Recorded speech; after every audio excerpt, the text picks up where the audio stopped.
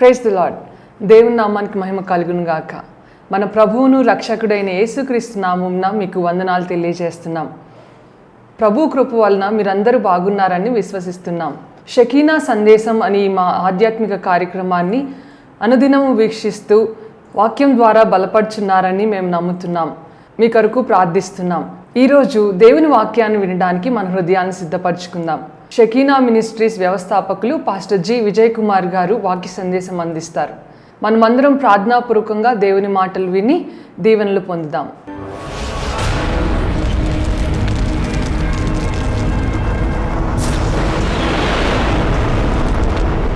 Mark సువార్త 9వ అధ్యాయం 29వ వచనం చూడండి. ప్రార్థన వలననే గాని మరి దేని వలనైనను ఈ విధమైనది వదిలిపోవుట అసాధ్యమని వారితో చెప్పెను. దేవునికి మహిమ కలుగును గాక. అంటే అక్కడ జాగ్రత్త వినండి. యేసు ప్రభు వారి దగ్గరికి ఒక తండ్రి కుమారుడిని తీసుకొని వచ్చాడు. ఆ కుమారుడు దయ్యం పట్టి పీడించబడతా ఉన్నాడు. ఆ తండ్రి అంటున్నాడు, అయ్యా నా కుమారుడు నీళ్ళలో ఉంటే నీళ్ళ దయ్యం పడితే నీళ్ళలో కొట్టుకులాడుతున్నాడు, నిప్పుల దగ్గర ఉండి నిప్పుల్లో పడిపోతున్నాడు, ఆ బిడ్డని కంట్రోల్ చేయలేకపోతున్నాము. ఇదిగో నీ శిష్యుల దగ్గర కూడా తీసుకొచ్చా. వారు కూడా ప్రార్థన చేశాడు. ఎవరు ప్రార్థన చేశారు? పేతురు ప్రార్థన చేశాడు, యాకోబు ప్రార్థన చేశాడు, యోహాన్ ప్రార్థన చేశాడు. ఇంకా నువ్వు ప్రార్థన చేయి తోమా అంటే ఆయన తోమా చేశాడు. అలాగనే అందరూ చేశారు. కానీ దయ్యం మాత్రము పోలా. దయ్యం పోకపోయేసరికి ఇప్పుడు వారికి అర్థం కాలేదు ఎందుకని దయ్యం పోలేదు. ఎందుకంటే యేసుప్రభు మనకి దయ్యాలు పోగొట్టే అధికారం ఇచ్చాడు ఇవ్వలేదా? దయ్యాలను పోగొట్టే అధికారం ఇచ్చాడు ఇవ్వలేదా? యేసుప్రభు వారి శిష్యులందరికీ దయ్యాలను పోగొట్టే అధికారం ఇచ్చాడు, రోగములను స్వస్థపరిచే అధికారం ఇచ్చాడు. మనకి అధికారం ఇచ్చాడు, కానీ దయ్యం ఎందుకు పోవట్లా? చూడండి, మనం కూడా చాలాసార్లు ప్రార్థన చేస్తూ ఉంటాం. మనం ప్రార్థన చేసే దేవుడు గొప్ప కార్యాలు చేశాడే, ఇప్పుడు ఉన్న సమస్య ఎందుకు పోవట్లా, ఇప్పుడున్న ఈ సమస్య ఎందుకు పోవట్లా అని మనం అనుకుంటూ ఉంటాం. అయితే యేసు ప్రభు వారు అంటున్నారు, ఆ తండ్రి అతని దగ్గర తీసుకొచ్చి, ప్రభువా నీ శిష్యుల వలన ఈ పని కాలేదు, నీ వలన అయితే నువ్వు బాగు చేయయ్యా అన్నాడు. నీ వలన అయితే నువ్వు బాగు చేయయ్యా అన్నాడు. అప్పుడు ప్రభు వారు అన్నారు, నమ్ముట నీ వలన అయితే నమ్మువానికి సమస్తము సాధ్యమే. ఇప్పుడు ఎవరిని నమ్మంటున్నాడు? ఆ తండ్రిని, ఆ కుమారుడు యొక్క తండ్రిని నమ్మమంటున్నాడు. నమ్ముట నీ వలన అయితే నమ్ము వారికి సమస్తము సాధ్యమే. యేసు ప్రభు వారు ఆ దయ్యాన్ని గద్దించగానే ఆ దయ్యము అతన్ని విడిచి వెళ్ళిపోయింది. ఇప్పుడు ఆ తండ్రి సంతోషంగా బిడ్డను తీసుకుని వెళ్తున్నాడు. వాళ్ళు వెళ్ళిపోగానే అందరూ లోపలికి ఇంట్లోకి వెళ్ళారు. ఇంట్లోకి వెళ్ళంగానే ఈ 12 మంది శిష్యులు ప్రభువారిని ఒక ప్రశ్న అడిగారు. ప్రభువా, మేమెందుకు ఆ దయ్యమును వెళ్ళగొట్టలేకపోయాం? నువ్వు వెళ్ళగొట్టావు, మేము ఎందుకు వెళ్ళగొట్టలేకపోయాం? మేము చాలామంది దయ్యాలు పట్టిన వాళ్ళకి ప్రార్థన చేస్తే దయ్యాలు పోయినాయిగా, మరి ఈ దయ్యం ఎందుకు పోలేదు? ఈ జటిలమైన దయ్యము పోవాలి అంటే ప్రభువారు ఏం చెప్పారు? ఉపవాసము వలననే ఇది సాధ్యము. దేవునికి మహిమ కలుగును గాక. హల్లెలూయా. ఉపవాసం వలననే ఇది సాధ్యము. మనం ఉపవాసం వలన ఈ దుర్మార్గులు కట్టిన కట్లన్నిటినీ ఇప్పివేస్తాం, కాడిమాను మోకులన్నీ తీసివేస్తాం, బాధింపబడిన వారిని విడిపిస్తాం, ప్రతి కాడిని విరుగగొట్టుదాము. దేవునికి మహిమ కలుగునుగాక. యేసుప్రభు వారు సమాజ మందిరంలోనికి వెళ్ళగానే నడుము వంగిపోయిన స్త్రీ వచ్చిందంట. నడుము వంగిపోయిందంట బాగా. ఎంతకాలం నుంచి వంగిపోయింది? 18 సంవత్సరాల నుంచి నడుము వంగిపోయింది. యేసుప్రభు వారు ఆమెను చూశారు. అక్కడ శాస్త్రులు, పరిసయ్యులు, సద్దూకయ్యులు వీరందరూ కనిపెడుతున్నారు, మతాధికారులు కనిపెడుతున్నారు. ఈరోజు విశ్రాంతి దినం కదా, ఈయన ఏమైనా అద్భుతాలు చేస్తాడేమో, చేయకూడదు కదా అంటారు వాళ్ళు. ఆయన ఏం చేశాడంట, ఆ నడుము వంగిపోయిన ఆమెని, అమ్మా నువ్వు లేచి చక్కగా నిలవడు అన్నాడు. 18 సంవత్సరాల నుంచి నడుము వంగిపోయి బాధపడుతున్న ఆమె ఆయన ఒక్క మాట చెప్పగానే ఆ వాక్కులో ఉన్న ప్రభావంతో చక్కగా లేచి నిలబడింది. గట్టిగా చెప్పలు కొడుతూ యేసయ్యకు మహిమ చేద్దామా? గట్టిగా చెప్పలు కొడుతూ యేసయ్యకు మహిమ చేద్దామా? 18 సంవత్సరాల నుంచి ఆమె ఎంతో బాధపడుతుంటే యేసు ప్రభు వారు బాగు చేశాడు. కానీ వీడొచ్చి అంటాడు, ఎవడు ఈ మత సంబంధమైన వాడు అంటాడు, ఈరోజు విశ్రాంతి దినమైతే ఆమెను ఎందుకు నువ్వు బాగు చేశావు? ఈరోజు విశ్రాంతి దినమైతే ఏ పని చేయకూడదు కదా, నువ్వెందుకు బాగు చేసావు? ప్రభు వారు అన్నారు, ఆ విశ్రాంతి దినమున ఎవరి గాడిదైనను ఎవరి గొర్రె అయినను గుంటలో పడితే మీరు తీయరా? తీస్తారా? తీయాలా తీయకూడదా? ఇదిగో 18 సంవత్సరాల నుంచి అపవాది కట్ల చేత బంధించబడిన ఈ అబ్రహాం యొక్క కుమార్తె 18 సంవత్సరాల నుంచి బంధించబడింది, ఎంతో బాధపడుతుంది. ఆమెను విడిపించుట తగదా? దేవునికి స్తోత్రం. నేను నమ్ముతున్నాను, ఈ ఉపవాస దినముల్లో దేవుడు గొప్ప విడుదల కార్యాలు జరిగించను గాక, దురాత్మలు విడుదల కలుగును గాక, సాతాను కార్యాలు లయమైపోవును గాక, ఎన్నో జటిలమైన సమస్యలు ఈ ఉపవాస ప్రార్థనలో తొలగిపోవును గాక. ఆమేన్. మొన్న ఒక ఆయన కానుక ఇచ్చి ప్రార్థన చేయించుకుంటున్నారండి. కానుక ఇచ్చి ప్రార్థన చేయించుకుంటున్నారు. 10,000 రూపాయలు కానుక ఇచ్చి ప్రార్థన చేయించుకుంటున్నారు. నేను మామూలుగా ప్రార్థన చేస్తున్నానండి. ఆ కుటుంబంలో ఏ అంశాల గురించి ప్రార్థన చేస్తూ ఉన్నా, ప్రార్థన నేను ముగించి ఆమెను అనేసరికి కళ్ళమ్మట నీళ్ళు వస్తూ ఉన్నాయి. ఆయనకి కళ్ళమ్మట నీళ్ళు వస్తూ ఉన్నాయి. నాకు అర్థం కాదు, ఏమైంది దీనికి? కళ్ళమ్మట నీళ్ళు వస్తూ ఉన్నాయి. ఎందుకు కానుక ఇస్తున్నాడు? కళ్ళమ్మట నీళ్ళు వస్తూ ఉన్నాయి. ప్రేమ దేవుని బిడ్డలారా గమనించండి, ఏదో దేవుడి కార్యము జరిగించాడు. దేవునికి మహిమ కలుగును గాక. ఆ అనేక మంది జీవితాల్లో ప్రభు ఆత్మకార్యము జరుగును గాక. ఆమేన్. ఎన్ని బంధకాలు ఉన్నా, ఎన్ని కట్లున్నా, వాటన్నిటిని కూడా ఆ పరిశుద్ధాత్మ అగ్ని దహించును గాక. ఆమేన్. ఇక్కడ ప్రభు అంటున్నారు, ప్రతి కాడిని విరుగగొట్టుటయు నేను ఏర్పరచుకున్న ఉపవాసము కదా, నీ ఆహారము ఆకలిగొనిన వారికి పెట్టుటయు. నీ ఆహారము ఆకలిగొనిన వారికి పెట్టుటే. మనం ఉపవాసం ఉన్నాం అనుకోండి, జాగ్రత్తగా ఉండమ్మా. మనం ఉపవాసం ఉన్నాం అనుకోండి, ఆ రోజు మనం వంట వండుకోవట్లేదు కదా, మరి ఆ బియ్యం ఏం చేయాలి? మామూలు అయితే వండాలిగా. నీ వరకు ఒక గిద్దెలో సాల్ట్ అంతే వండాలిగా. మరి ఆ రోజు వండట్లేదు కదా, వండలేదంటే మరి అట్లా ఏం చేయాలి? ఆలోచన చేశారు ఎప్పుడన్నా? పాష గారు ఒక గిద్దె మిగిలి అనుకుంటున్నాను, ఇంట్లో ఒక గిద్దెడు మిగిలి అనుకుంటున్నామండి కదా. ఆలోచన చేయండి. ఇక్కడ వాక్యంలో ఏముందంటే, నీ ఆహారము ఆకలి కొనిన వారికి పెట్టుటయు. దేవునికి స్తోత్రం అండి. ఒకసారి మన చర్చిలో మనం కూడాను ఈ అన్నదానం చేద్దామని ఒక సందర్భంలో బయట ఆ చర్చి దగ్గర అక్కడ ఇక్కడ అడుక్కునే కొంతమంది ఉంటారు కదా, వాళ్ళందరికీ రండి అయ్యా మీకు ఆహారం పెడతాము అంటే వాళ్ళు ఏమన్నారు తెలుసా? మేము అక్కడి నుంచి ఇక్కడ రావండి అన్నారు. ఎక్కడ? నార్త్ ప్యారిస్ దగ్గర నుంచి ఇక్కడ రావండి అన్నారు. ఏమైంది, ఎందుకని అయ్యా అంటే, మాకు అక్కడ పలావ్ పెడతారు, మీరు పలావ్ పెడతారా అన్నాడు. మాకు అక్కడ పలావ్ పెడతారు, మీరు పలావ్ పెడతారా అన్నాడు. ఏదో ఒకటి పెడతారు కదా అంటే, కాదు మాకు పలావ్ పెడతారు కాబట్టి మేము అక్కడే కూర్చుంటాం. Oh my god. గమనించారా? ఆకలి కొనిన వారికి, కడుపు నిన్నోళ్ళు కాదు. ఎవరు పెట్టాలంటేని నీ ఆహారమును ఆకలి కొనిన వారికి పెట్టుటయు. ప్రేమైన దేవుని బిడ్డలారా, ఉపవాస ప్రార్థన అంటే మనం కడుపు మార్చుకొని మనం అన్నం వదిలేసేసి తినేవన్నీ వదిలేసేసి మందిరంలో కూర్చోవటము, ఇంట్లో కూర్చోవటము కాదు, కానీ నీ ఆహారము ఆకలి కొనిన వారికి పెట్టుటయు, నీ రక్త సంబంధికి ముఖము తప్పింపకుండుటయు, దిక్కుమాలిన బీదలను నీ ఇంట చేర్చుకునుటయు, వస్త్రహీనుడు నీకు కనబడినప్పుడు వానికి వస్త్రములు ఇచ్చుటయు, ఇదే కదా ఇష్టమైన ఉపవాసము. దేవునికి మహిమ కలుగునుగాక. ఇది నాకు ఇష్టమైన ఉపవాసం. అలాగున నీవు చేసిన ఎడలా నీ వెలుగు వేకువ చుక్కవలే ఉదయించును. స్వస్థత నీకు శీఘ్రముగా లభించును. నీ నీతి నీ ముందర నడుచును. యెహోవా మహిమ నీ సైన్యపు వెనుకటి భాగమును కావలి కాయను. అప్పుడు నీవు పిలువగా యెహోవా ఉత్తరమిచ్చును. నీవు మొరపెట్టగా ఆయన నేనున్నానను.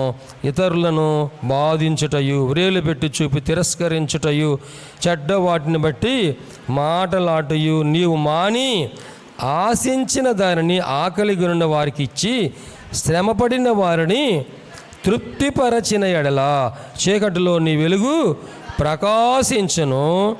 అంధకారము నీకు మధ్యాహ్నం వలె ఉండును. యెహోవా నిన్ను నిత్యము నడిపించును.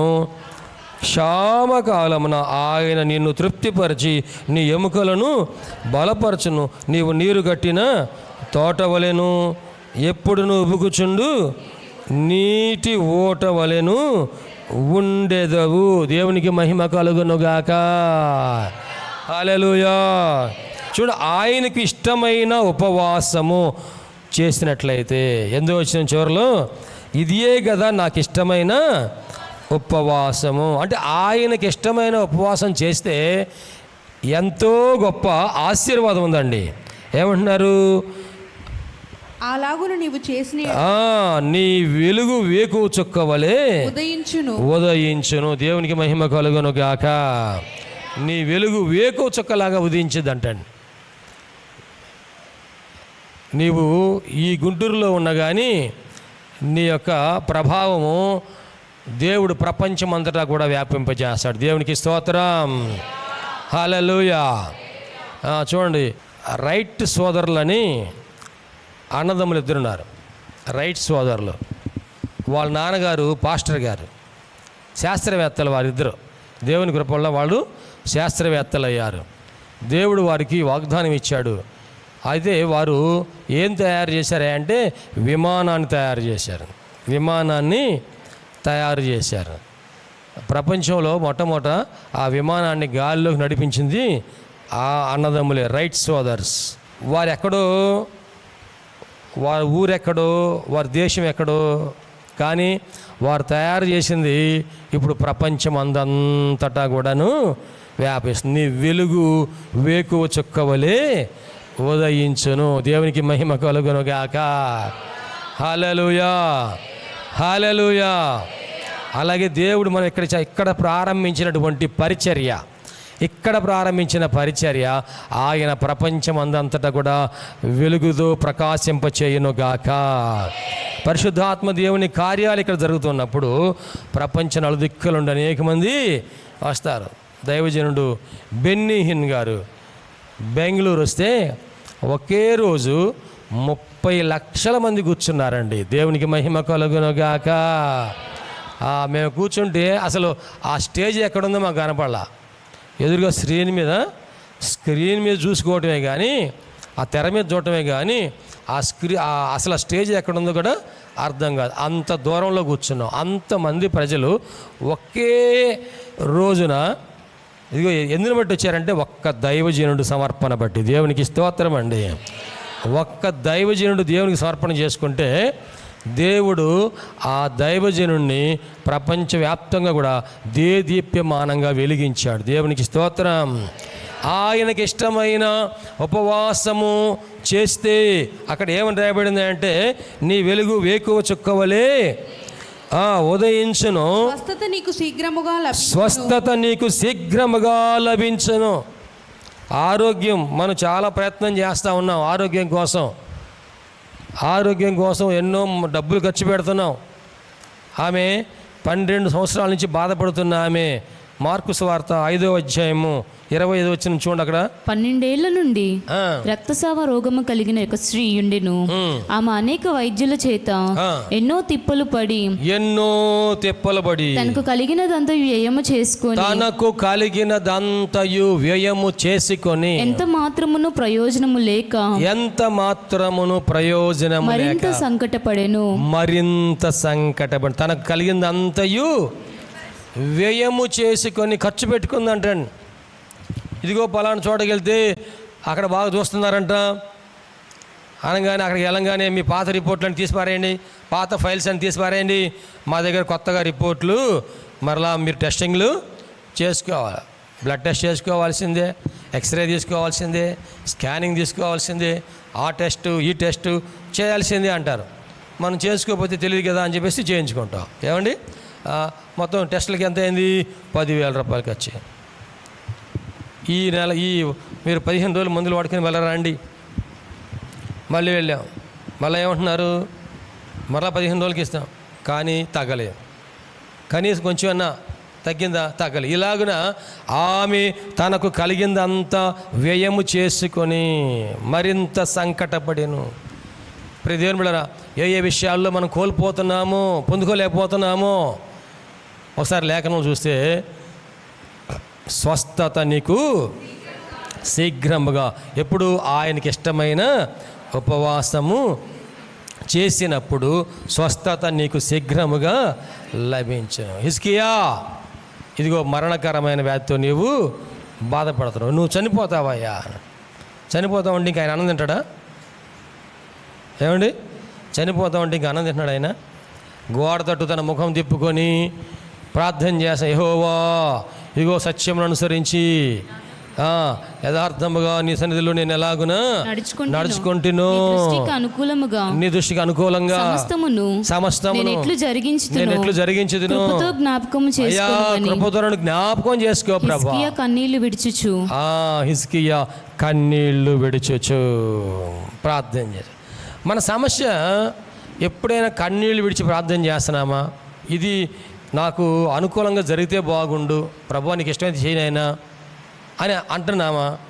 ఎప్పుడైనా సరే కన్నీళ్ళు విడిచి, ప్రభువా ఇది నాకు కావాలి ప్రభువా, అయ్యా నాకు ఆరోగ్యం కావాలయ్యా, ప్రభువా నా కుటుంబం అంతా రక్షణ పొందాలయ్యా, ప్రభువా ఇదిగో నా జీవనోపాధి నువ్వు దీవించాలయ్యా, ఎందుకంటే నువ్వు దీవించకపోతే నాకు ఆశీర్వాదము లేదయ్యా అని పట్టుదల కలిగి కన్నీటితో మనము ప్రభువుని అడగగలుగుతున్నామా?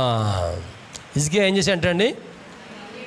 హిజ్కియా కన్నీళ్లతో అడిగా అంట. అప్పుడు దేవుడు ఏం చెప్పాడంట?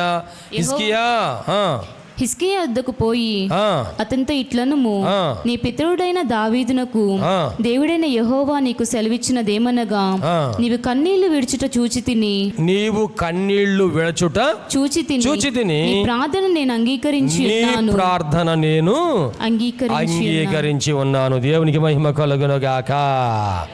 నీ కన్నీళ్ళు ఎవరు చూస్తున్నారంటండి? దేవుడు చూస్తున్నాడు. నీ సంతోషాన్ని లోకం చూస్తుంది. మా జాగ్రత్త వినండి, నీ సంతోషాన్ని లోకం చూస్తుంది, కానీ నీ కన్నీళ్ళు మాత్రం దేవుడు చూస్తూ ఉన్నాడు. నీ సుఖాలు నీ ఆనందాలు లోకం చూస్తుంది, నీ ఇంట్లో వాళ్ళందరూ చూస్తున్నారు, నీ బంధువులు చూస్తున్నారు, స్నేహితులు చూస్తున్నారు, నీ గొప్పతనాలు కానీ నీకున్నటువంటి అన్నీ కూడాను అన్నీ నీ ప్రక్కన వాళ్ళందరూ చూస్తున్నారు, కానీ నీ కన్నీళ్ళు ఎవరు చూస్తున్నారంటే దేవుడు చూస్తున్నాడు. దేవునికి మహిమ కలుగును గాక. హల్లెలూయా.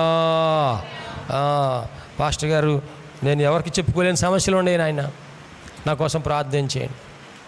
నేను ఎవరికి చెప్పుకోలేకపోతున్నాను, ఎంతో కన్నీళ్ళతో మదన పడుతూ. ఏదయ్యా అన్నీ బాగానే ఉన్నాయి కదా మీకు? అవునయ్యా అన్నీ బాగానే ఉన్నాయి, కానీ సమస్యలు. మా అబ్బాయి గురించి సమస్య ఉందండి, మా అమ్మాయి గురించి సమస్య ఉంది, మా కుటుంబంలో సమస్య ఉంది. మేము బయటకు చెప్పుకునేది కాదు అండి.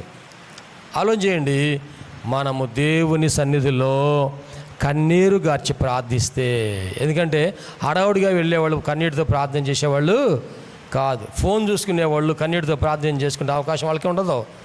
ఫోన్లో బొమ్మలు చూస్తుంటారు కానీ, ఫోన్లో జోకులు చూస్తూ ఉంటారు కానీ, ఫోన్లో పనికి మాలిన వాటి అన్నింటినీ చూస్తుంటారు కానీ, మనసు పెట్టి కన్నీరు గార్చి కొద్ది నిమిషాలు కూడా ప్రార్థన చేయలేరు. మనం ఉపవాస ప్రార్థనలో ప్రభు కొరకు ప్రతిష్ఠించుకోవాలి. మొట్టమొదటి మనం అదే నేర్చుకున్నాం కదండి. ప్రభు కొరకు మనమును ప్రతిష్ఠించుకోవాలి, అప్పుడు నీకు స్వస్థత శీఘ్రముగా లభించును. హిజ్కియా, నీ కన్నీళ్ళు చూశానయ్యా, నీ ప్రార్థన నేను విన్నాను, నువ్వు చనిపోవు కానీ నీ ఆయుష్కాలాన్ని ఇంకా నేను పెంచుతూ ఉన్నాను. హిజ్కియా ఆయుష్కాలం పెంచిన దేవుడు మన ఆయుష్కాలాన్ని పెంచును గాక. హిజ్కియాకు ఆరోగ్యం ఇచ్చిన దేవుడు మనకు ఆరోగ్యం దయచేయను గాక. ఆమేన్. తర్వాత అక్కడ ఏమని రాయబడిందంటే, నీ నీతి నీ ముందర నడుచును, యెహోవా మహిమ నీ సైన్యపు వెనుకటి భాగమును కావలి కాయను. అప్పుడు నీవు పిలువగా యెహోవా ఉత్తరం ఇచ్చును, నీవు మొరపెట్టగా ఆయన నేనున్నాను. ఏమంటా అంటండి? నేనున్నాను అని అంటాడంట. ఇతరులను బాధించుటయు, వ్రేలు పెట్టి చూపి తిరస్కరించుటయు, చెడ్డదానిని బట్టి మాట్లాడుటయు నీవు మాని ఆశించిన దానిని ముందు మానుకోవాల్సిన మానుకోవాల్సిన ఏదండి? ఇతరులను బాధించుట. మన మాటలు ఇతరులను బాధిస్తున్నాయేమో, వినండి, జాగ్రత్త వినండి. మన మాటలు ఇతరులను బాధిస్తున్నాయేమో, మన క్రియలు ఇతరులను బాధిస్తున్నాయేమో. ఇంకా అక్కడ వ్రేలు పెట్టి చూపి తిరస్కరించుటయు, వేలు పెట్టి చూపి తిరస్కరించుటయు. ఎవరు తిరస్కరించేది? ఎవరు వేలు పెట్టి చూపేది? మనకంటే పెద్దవాళ్ళు మనల్ని ఏమంటారు? వేలు పెట్టి చూపి తిరస్కరిస్తూ ఉంటారు. మనకంటే గొప్పోళ్ళు, మనకంటే ఎక్కువ డబ్బులు ఉన్నాయి అనుకున్న వాళ్ళు, మనకంటే ఎక్కువ పేరు ప్రఖ్యాతులు ఉన్నాయి అనుకున్న వాళ్ళు, మనకంటే ఎక్కువ హోదా ఉంది అనుకున్న వాళ్ళు, తక్కువగా ఉన్న వాళ్ళని ఏం చేస్తారు? వేలు పెట్టి చూపి తిరస్కరిస్తూ ఉంటారు. ఇది మానుకోవాలి అని దేవుడు చెబుతా ఉన్నాడు. ఎందుకంటే నీవు తిరస్కరిస్తే దేవుడు నిన్ను తిరస్కరిస్తాడు. చూడండి, అక్కడ చక్కగా రాశాడు, చెడ్డదానిని బట్టి మాట్లాడుయు నీవు మాని ఆశించిన దాన్ని ఆకలి కొని వారికి ఇచ్చి శ్రమపడిన వారిని తృప్తిపరచినట్ల చీకటిలో నీ వెలుగు ప్రకాశించును, అంధకారము నీకు మధ్యాహ్నం వలె ఉండును. యెహోవా నిన్ను నిత్యము నడిపించును, క్షామకాలమున ఆయన నిన్ను తృప్తిపరిచి నీ ఎముకలను బలపరచును. నీవు నీరు కట్టిన తోట వలెను, ఎప్పుడు ఉబుకుచుండు నీటి ఊట వలెను ఉండేదవు. పూర్వకాలం నుండి పాడైపోయిన స్థలములను నీ జనులు కట్టెదరు, అనేక తరముల క్రిందట పాడైపోయిన పునాదులను నీవు మరలా కట్టెదవు. విరుగుబడిన దానిని బాగు చేయువాడవనియు, దేశములో నివసించినట్లుగా త్రోవలు సిద్ధపరచువాడవనియు నీకు పేరు పెట్టబడును. దేవునికి మహిమ కలుగును గాక. హల్లెలూయా, హల్లెలూయా. ఆయనకి ఇష్టమైన ఉపవాసం చేస్తే ఎన్ని ఆశీర్వాదాలు ఉన్నాయో ఒకసారి ఆలోచన చేసుకొని ఈ ఉపవాస ప్రార్థనలో ఇంకా మనం సరి చేసుకోవాల్సినవి, ఈ ఉపవాస ప్రార్థనలో చేస్తున్నాం మంచిదే, కానీ ఇంకా సరి చేసుకోవాల్సినవి మనం సరి చేసుకుంటూ సిద్ధపడదాం. ఈ రోజు నుండి కనీసం 2 పల్లెలు 1 పల్లెని తగ్గిద్దాం. ఓకేనా?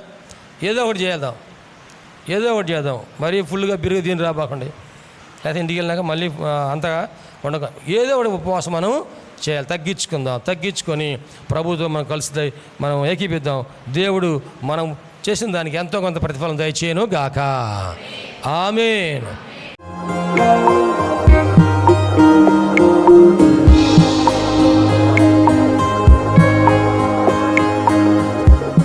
ప్రభునందు ప్రియ దేవుని బిడ్డలారా, ఎంతవరకు దేవుని వాక్యం విన్నందులకు ప్రభునామమున వందనాలు తెలియజేస్తున్నాం. మనం అందరం ప్రార్థనలో ఏకీపిద్దాం. తలలు వంచి కనులు మూసుకొని ప్రార్థనలో ఏకీపిద్దామండి. ప్రార్థించుకుందాం. మహోన్నతుడైన దేవ, పరిశుద్ధుడైన మా ప్రభువా, నీ పరిశుద్ధమైన పాదములకు వందనాలు. ఇదిగో నాయనా, ఈ వాక్యము ద్వారా మాతో మీరు మాట్లాడినందుకు వందనాలు ప్రభువా. అవును, నువ్వు సజీవుడైన దేవుడివయ్యా, మాట్లాడే దేవుడవు ప్రభువా.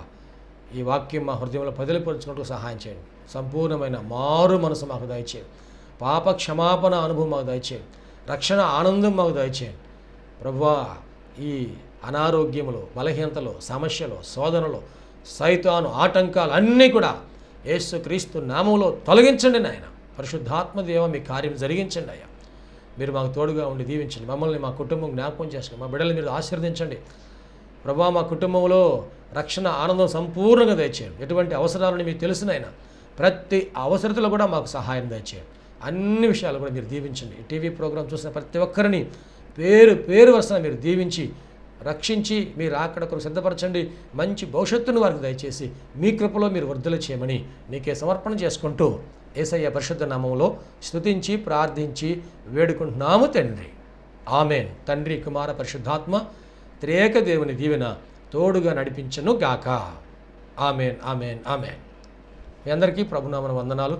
దేవుడు మిమ్మల్ని దీవించును గాక. ఆమె. ప్రభునందు ప్రియమైన సహోదరి సహోదరులందరికీ షకీనా ప్రార్థనా మందిరం తరపున హృదయపూర్వక వందనాలు తెలియజేస్తున్నాం. దేవుని కృప వలన 2012వ సంవత్సరంలో 350 గజముల స్థలంలో ఈ మందిరం నిర్మించుకోవడానికి ప్రభు కృపించారు. 2016వ సంవత్సరంలో నూతన స్థలం 180 గజముల స్థలం తీసుకోవడానికి ప్రభు సహాయం చేశారు. ఈ సమయంలో ఈ స్థలం అంతట్లో కూడాను మందిరం నిర్మించుకోవడానికి ప్రభు ఏర్పాటు చేసి ఉన్నారు కనుక ఈ మందిర నిర్మాణం, పాత మందిరం తీసివేసి నూతన మందిర నిర్మాణం కార్యక్రమం ప్రారంభించబడింది. దయచేసి ఈ మందిర నిర్మాణం కొరకు మీరు అందరూ ప్రార్థన చేయాలని, ప్రేరేపించబడిన వారందరూ కూడాను ఈ మందిర నిర్మాణంలో 106 అడుగుల పొడవు 45 అడుగుల వెడల్పు కలిగిన ఈ స్థలం అంతట్లో మందిర నిర్మాణం స్లాబ్ వేయటం జరుగుతుంది కనుక దయచేసి ప్రేరేపించబడిన వారందరూ కూడా మీ ఆర్థిక సహాయ సహకారాలు అందించి ప్రార్థించి మీరు దీవించబడాలని ప్రభునామన మనవి చేస్తున్నాం. ఈ స్క్రీన్ మీద చూపించబడుతున్న నంబర్కు మీరు ఫోన్పే కానీ, గూగుల్ పే కానీ, లేక మా అకౌంట్ నంబర్కి మీరు కాను పంపించి సహాయం చేయాల్సిందిగా కోరుతున్నాం. లేక మీరు ప్రత్యక్షంగా వచ్చి ఈ మందిర నిర్మాణ కార్యక్రమాన్ని చూసి మీరు కానుక అందించి దీవించబడాలని ప్రభునామన మనం చేస్తాం. ప్రభు మనందరి తోడుగా ఉండి ఆశీర్వదించును గాక. ఆమె. షకీనా ప్రార్థనా మందిరము దేవుని యొక్క దర్శనములో దేవుని కృప వలన 2012వ సంవత్సరము మే నెల 1వ తారీఖున ప్రతిష్ఠ చేయటం జరిగింది. ఈ మందిరములో దేవుని ఆరాధించుటకు విచ్చేసిన వారు ఆత్మరక్షణ, శరీర స్వస్థత, వారి జీవితంలో ఆశీర్వాదాలు పొందుకుంటూ ఉన్నారు. ఉపవాస ప్రార్థనలో అభిషేకించబడి దేవుని ఆత్మతో ఆరాధించుచున్నారు. అనేక మంది పరిశుద్ధాత్మతో నింపబడుచున్నారు. దురాత్మ బంధకములతో బంధించబడిన వారు సాతాను బంధకాల్లోంచి విడిపించబడి ఆశీర్వాదం పొందుతూ ఉన్నారు. రక్షణ లేని వారు బాప్తిసం పొంది రక్షణ ఆనందాన్ని అనుభవిస్తూ ఉన్నారు. ఈ మందిరంలో చేయబడుచున్నటువంటి ఉపవాస ప్రార్థనలు, అభిషేక ఆరాధనలో అనేక మంది దీవించబడుతూ ఉన్నారు. ప్రియ స్నేహితులారా, మీరును సమస్యల్లో సతమతమవుతున్నారా? వ్యాధి బాధలతో పీడించబడుతున్నారా? నెమ్మది లేక బాధపడుతున్నారా? రండి, షకీనా ప్రార్థనా మందిరంలో ఆరాధనలో ఏకీభవించండి. ప్రభు మీకు సహాయం చేయగలరు. ప్రతి నెల 2వ శనివారము షకీనా ప్రార్థనా మందిరంలో సంపూర్ణ రాత్రి ఉపవాస ప్రార్థన ఏర్పాటు చేయబడింది. ఈ ఉపవాస ప్రార్థనలో అనేక మంది ఆత్మతో అభిషేకించబడుతున్నారు. అనేక మంది ఆత్మ వరములతో నింపబడుతున్నారు. దురాత్మ బంధకములో ఉన్నవారు విడిపించబడుతున్నారు. దేవుని యొక్క ఆశీర్వాదాలు పొందుకుంటున్నారు. అనారోగ్యంతో ఉన్నవారు స్వస్థపరచబడుతూ ఉన్నారు.